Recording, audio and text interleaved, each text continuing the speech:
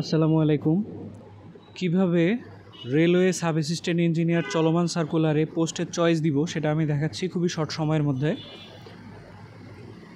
সর্বপ্রথম আমাদেরকে বিপিএসসি কর্তৃক যে নির্ধারিত লিঙ্ক, এই যে লিঙ্কটা আছে এখানে nchoice.teletalk.com/bd, এই লিঙ্কে প্রবেশ করতে হবে। প্রবেশ করার পর আমরা এরকম একটা সারফেস পাবো। যদি এরকম সারফেস নাও পাই তাহলে হোম লেখা অপশনটা থাকবে, হোম বাটনে ক্লিক করব। হোম বাটনে ক্লিক করার পর দেখাচ্ছে এখানে non cadre sub assistant engineer post choice form.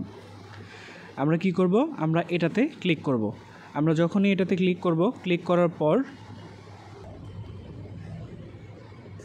আমাদের কাছে ইউজার আইডি এবং পাসওয়ার্ড চাবে।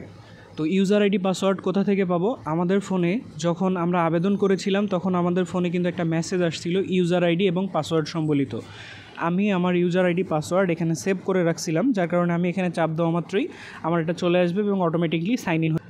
তো যখনই আমার ইউজার আইডি পাসওয়ার্ড দিলাম, এখানে আমার তথ্য দেখাচ্ছে, আমার নাম, আমার পিতার নাম, মাতার নাম এবং হচ্ছে আমার এসএসসির ইনফরমেশন।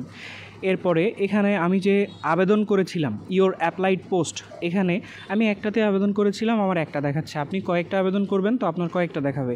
সেই ক্ষেত্রে সিলেক্ট পোস্ট ফর এক্সাম এখানে ক্লিক করতে হবে। করার পর আমি যে পোস্টে পরীক্ষা দিব সেই পোস্টটা সিলেক্ট করতে হবে। সিলেক্ট করে নিয়ে ডান দিতে হবে। অ্যাপ্লাইড পোস্ট, এখন আমি যেগুলোতে অ্যাপ্লাই করেছিলাম সকল পোস্ট এখানে শো করবে।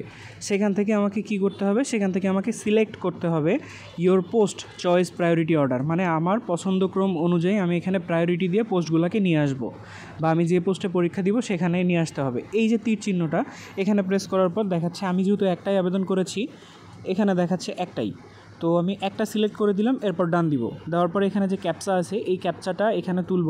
যদি ক্যাপচাটা আমার বুঝতে সমস্যা হয়, না বুঝতে পারা যায়, তাহলে রিফ্রেশ দিব, তাহলে ক্যাপচাটা চেঞ্জ করে দিবে।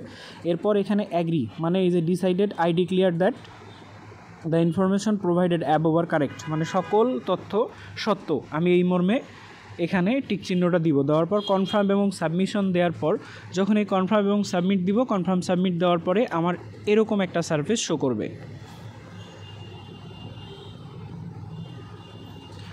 আমার এই যে পোস্ট চয়েস ফর্ম এরকম একটা সারফেস শো করবে, যাতে দেখা যাচ্ছে যে আমার চয়েস হয়ে গেছে। এরপর আমি এটাকে ডাউনলোড করব, ডাউনলোড করে আমার কাছে সংরক্ষণ করব। এতটুকুই কাজ। আমি চয়েসের লিঙ্কটা আমার ভিডিও ডিসক্রিপশনে দিয়ে দিচ্ছি, সেখান থেকে কপি করে নিয়ে সরাসরি ঢুকতে পারবেন। ধন্যবাদ।